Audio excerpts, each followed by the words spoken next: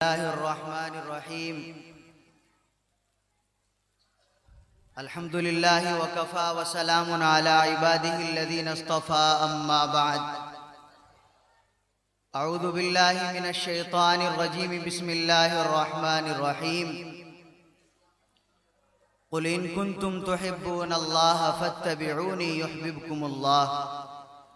صدق الله مولانا العلي العظيم وصدق رسوله النبي الكريم ونحن على ذلك لمن الشاهدين والشاكرين والحمد لله رب العالمين.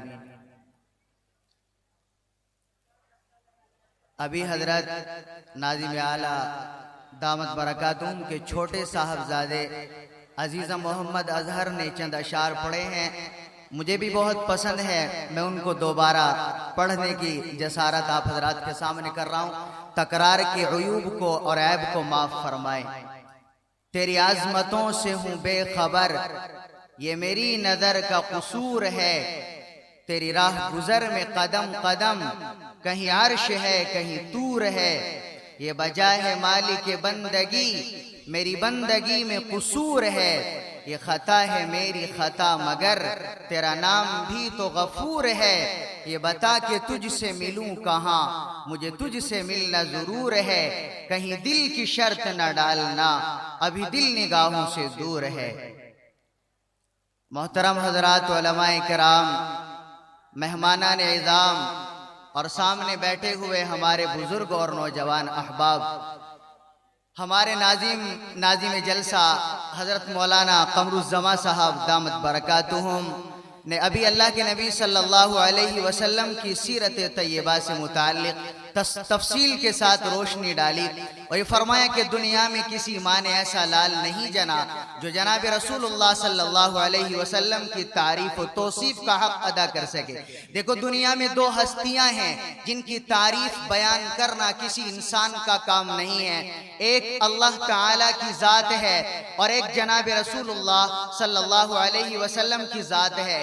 صحابہ کرام رضوان اللہ تعالی علیہم اجمعین نے اللہ کے نبی صلی اللہ علیہ وسلم کی تعریفات و توصیفات بیان فرمائی ہیں. بے شمار اشعار بھی پڑھے ہیں. خواتین نے آپ کے حلیے کو بیان کیا، آپ کی تعریفات کو بیان کیا، قصیدے آپ کی شان میں پڑھے گئے. لیکن کوئی قصیدہ کسی صحابی کا اور کسی تابعی کا وہ مبالغے پر مشتمل نہیں ہے. ایسا اللہ تعالیٰ نے جناب رسول اللہ صلی اللہ علیہ وسلم کو بنایا تھا. آپ حضرات قرآن پڑھتے ہیں، قرآن میں اللہ تعالیٰ نے ایک آیت نازل فرمائی. قرآن کہتا ہے اعوذ باللہ من الشیطان الرجیم، بسم اللہ الرحمن الرحیم. وما ارسلناک الا رحمتا للعالمین. ہم نے سارے جہانوں کے لیے اللہ کے محبوب صلی اللہ علیہ وسلم کو رحمت بنا کر بھیجا ہے. میں گستاخی کے مرادف یہ کام کر رہا ہوں اور عمل کر رہا ہوں. جلیل القدر علماء اسٹیج کی رونق اور زینت بن چکے ہیں اور میرا بولنا شاید سورج کو چراغ دکھانے کے مترادف ہے، لیکن علماء نے لکھا ہے کل کائنات میں کوئی پیغمبر ایسا نہیں آیا جس کو اللہ تعالیٰ نے کل کائنات کا محبوب بنایا ہو. آپ صلی اللہ علیہ وسلم صحابہ اکرام کے محبوب، انسانوں کے محبوب، حیوانوں کے محبوب، نباتات کے محبوب، جمادات کے محبوب. آگے نکلیے، پانی نے آپ سے محبت کی، ہواؤں نے آپ سے محبت کی، جانوروں نے آپ سے محبت کی اور بے شمار محبت کے واقعات اور داستان عشق کی کتابیں لبریز اور معمور ہیں. اللہ کے نبی صلی اللہ علیہ وسلم کی داستان عشق سے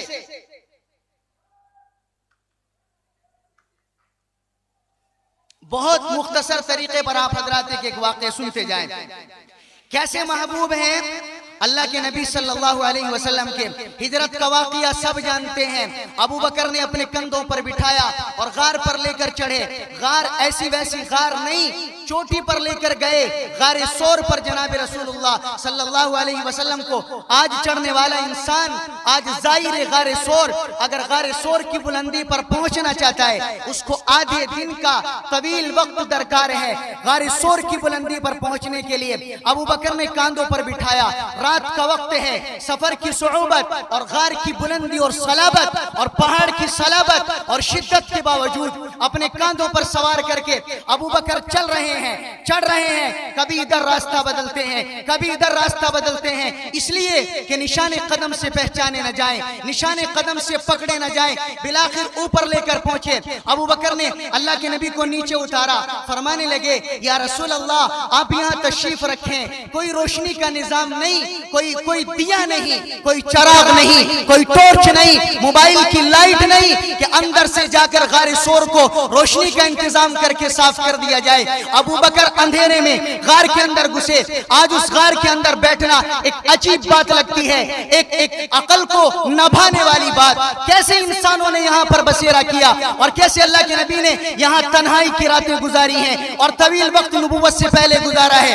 خیر ابو بکر تاریک میں اندر داخل ہوئے، ہاتھوں کو پھیرنا شروع کیا، دیواروں پر بہت سارے سوراخ نظر آئے، اپنے کپڑے کو پھاڑا، سوراخوں کو بند کر دیا، ایک سوراخ باقی بچا، کپڑا ختم ہو گیا۔ ابو بکر رضی اللہ تعالیٰ نے اللہ کے محبوب کو پکارا، یا رسول اللہ خادم صفائی کر چکا ہے، سوراخوں کو بند کر چکا ہے، آپ تشریف لے آئیں، ایک سوراخ جو باقی رہ گیا۔ ابو بکر نے پاؤں کا انگوٹھا لگا دیا، اللہ کے نبی تشریف لے آئے، کوئی تکیہ نہیں ہے۔ ابو بکر نے اپنی گود کو پیش کیا، اپنی ران مبارک کو پیش کیا۔ کائنات میں دو گود ہیں جن میں اللہ کے نبی کا سر رکھا گیا، ایک صدیق اکبر کی، ابو بکر کی تو اللہ نے صدیق بنا دیا، ایک عائشہ کی اللہ تعالیٰ نے صدیقہ بنا دیا۔ اللہ کے نبی آئے، سر مبارک کو رکھا، آرام فرمایا، نیند آ گئی۔ وہ اندر جو ایک سوراخ تھا جس پر ابو بکر نے پاؤں کا انگوٹھا لگایا تھا، ایک زہریلا جانور، ایک روایت کے مطابق سانپ آپ کو ڈنک مارا۔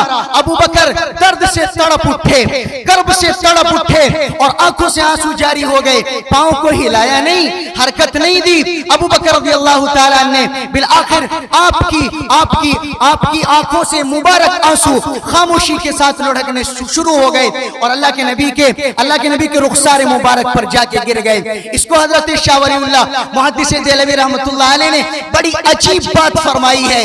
خطیب ایشیا حضرت شاہ عطا اللہ شاہ صاحب بخاری نور اللہ مرقدہ اس کو بڑے عجیب انداز میں فرمایا کرتے تھے کہ واہ بھائی واہ، ایسا لگتا ہے جب میں تصور کے آنکھوں سے دیکھتا ہوں کہ ابو بکر کی گود ایک رحل ہے اور میرے محبوب کا چہرے انور ایک کھلے قرآن کے مانند ہے کہ قرآن کھلا ہوا رکھا ہے، ابو بکر نے رحل میں رکھا ہوا ہے اور دیدار سے مشرف ہو رہا ہے۔ بالآخر آنسو رخسار مبارک پر گرے، اللہ کے نبی کی آنکھ کھل گئی، فرمانے لگے ابو بکر ما یبکی کا، آپ کو کس چیز نے رلا دیا، آپ کیوں رونے لگے ہو؟ تو اللہ کے نبی سے فرمایا یا رسول اللہ ایک سوراخ باقی بچ گیا تھا، میں نے اس پر پاؤں کا انگوٹھا لگایا ہوا تھا اور اندر سے کسی چیز نے مجھے کاٹ لیا ہے۔ اللہ کے نبی نے لعاب مبارک لگا دیا۔ ایسا عاشق ساری کائنات میں کوئی پیدا نہیں ہوا۔ آنسو گرا ہے رخ رسالت مآب پر، آنسو گرا ہے رخ رسالت مآب پر، قربان ہونے آئی ہے شبنم گلاب پر۔ ایسا انسان پوری کائنات میں کوئی پیدا نہیں ہوا۔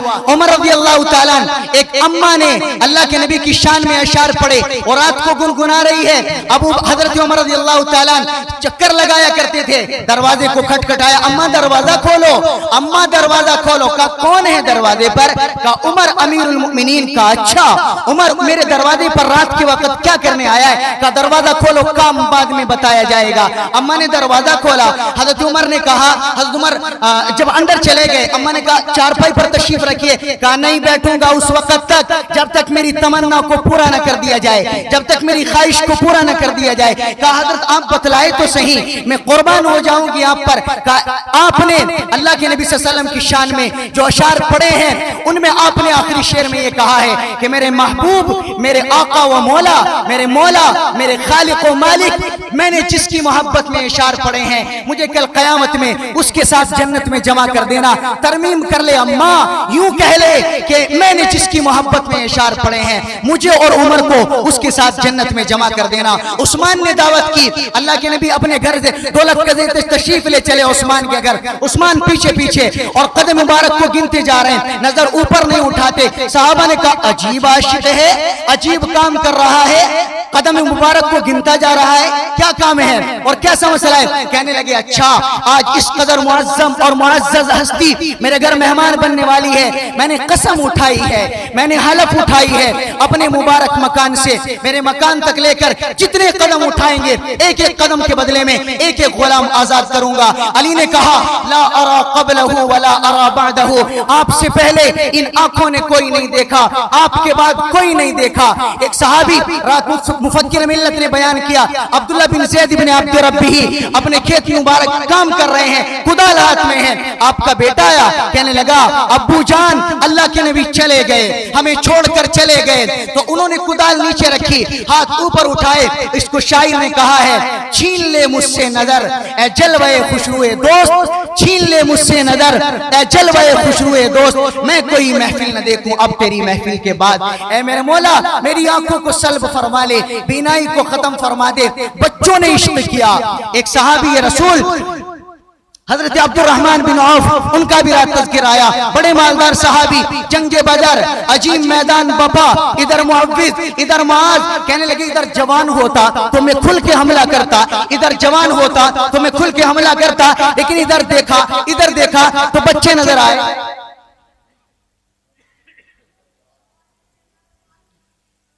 کہنے لگے میں کیسے حملہ کروں گا، کیسے حملہ کر سکوں گا؟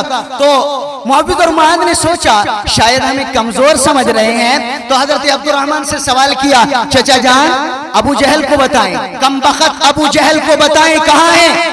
آپ کیا کرو گے ابو جہل کا سنا ہے وہ خاتم المرسلین صلی اللہ علیہ وسلم کی شان میں گستاخیاں کرتا ہے، اس کی زبان سے نازیبہ کلمات نکلتے ہیں، آپ بتائیں چچا جان ہم نے قسم کھائی ہے کم بخت کا سر تن سے جدا کر دیں گے، یا تو وہ گھر واپس نہیں جائے گا یا ہم گھر واپس نہیں جائیں گے۔ کہ وہ اونٹ پہ سامنے کھڑا ہوا ہے جو ہدایات دے رہا ہے وہی کم بخت ابو جہل ہے۔ دونوں بھائی شیر کی طرح جھپٹے، تلوار میان سے نکالی اور شیر کی طرح جھپٹ کر کے اس کی گردن پہ حملہ کیا اور اس کو خون میں لت پر کر زمین پر لٹا دیا۔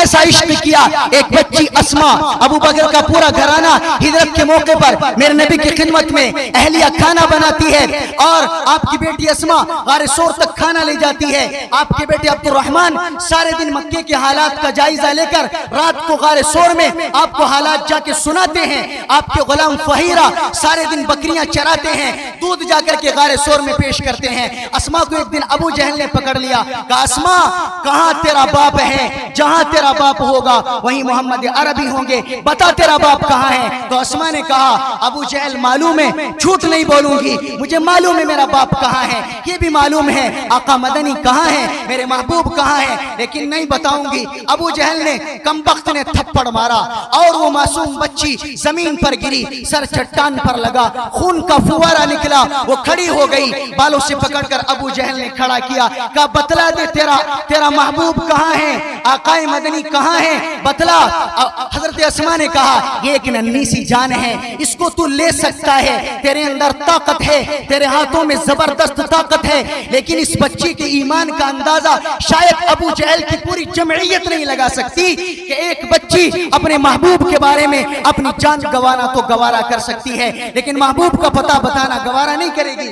ایک اللہ کے نبی صلی اللہ علیہ وسلم کیسے جمادات کے محبوب، آپ نے فرمایا احد جبل یحبنا ونحب، احد ایک پہاڑ ہے وہ ہم سے محبت کرتا ہے، ہم اس سے محبت کرتے ہیں۔ اللہ کے نبی منبر رسول جب تک نہیں بنا تھا اور مسجد نبوی میں کوئی منبر نہیں تھا تو ایک کھجور کا تنا تھا غالباً، تو اس پر ٹیک لگا کر آپ خطبہ دیا کرتے تھے۔ تو حضرت تمیم دادی رضی اللہ تعالیٰ نے اسلام قبول کیا تو منبر بنا کر پیش فرمایا کہ یا رسول اللہ اب اس پر خطبہ دیا کریں۔ کہا اچھا بہت اچھی بات۔ اللہ کے نبی جمعے کا خطبہ دینے کے لیے منبر پر چڑھے تو صحابہ نے دیکھا ایسے کوئی رونے کی آواز آ رہی ہے جیسے کوئی بچہ بل بلا رہا ہو، ایسے کون رو رہا ہے؟ صحابہ حیران کہاں سے آواز آ رہی ہے؟ اللہ کے نبی منبر سے نیچے تشریف لائے اور وہ تنا جس پر آپ ٹیک لگا کر خطبہ دیا کرتے تھے اس کو اپنے سینے سے لگایا۔ صحابہ اکرام سے آپ نے ارشاد فرمایا کہ اس تنے کے رونے کی آواز تھی، یہ تنا زبان حال سے نہیں زبان قال سے ہی کہہ رہا تھا کہ اب تک میرے اوپر ٹیک لگا کر آپ نے خطبہ دیا، اب آپ کے لیے منبر بنا دیا گیا، آپ کی جدائی مجھے برداشت نہیں ہو سکتی، اس لیے رو رہا تھا۔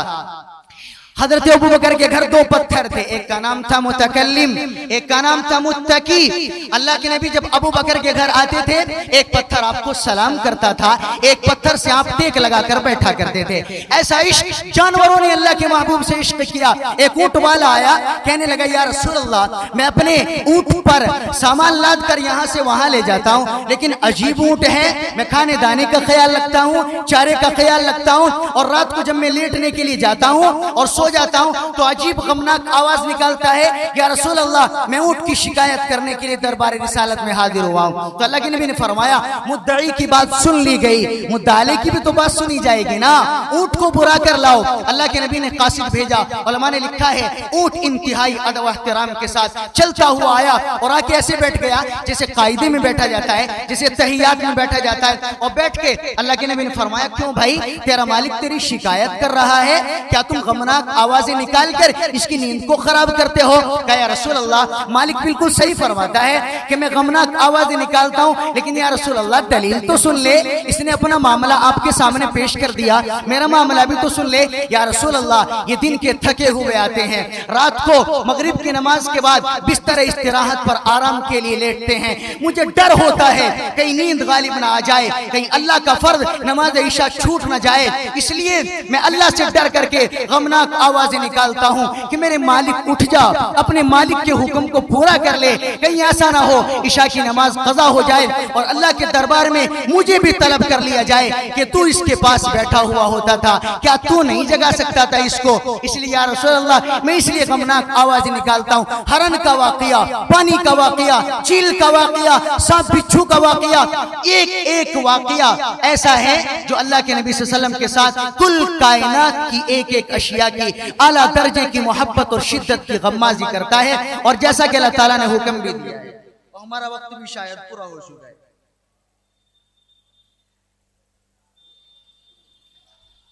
اللہ تعالیٰ نے کلام اللہ شریف کے اندر ارشاد فرمایا والذین آمنوا اشد حبا للہ، اللہ تعالیٰ سے بے پناہ محبت کرنی ہے، اور اللہ تعالیٰ سے محبت کرنے کا ارادہ ہو تو سورۃ آل عمران کی آیت تمہیں بتاتی ہے قُلْ إِن كُنتُمْ تُحِبُّونَ اللَّهَ فَاتَّبِعُونِي يُحْبِبْكُمُ اللَّهُ۔ اگر اللہ سے محبت کرنا چاہتے ہو کامل طریقہ میرا اپنا لو، میری سنت کو مضبوطی سے تھام لو، اللہ تمہیں اپنا محبوب بنا لے گا۔ اس لیے آؤ عہد کرتے ہیں کہ سارے عالم کی ایک ایک مخلوق نے جس سے ٹوٹ کر محبت کی ہے، ہم بھی اپنی باقی ماندہ زندگی کو انہی کی محبت میں سرشار ہو کر گزارنے کا عہد کریں۔ اللہ تعالیٰ جو زندگی سنت کے خلاف گزر گئی اسے معاف فرمائے، آئندہ مطابق سنت زندگی گزارنے کی توفیق نصیب فرمائے۔ عجب چیز ہے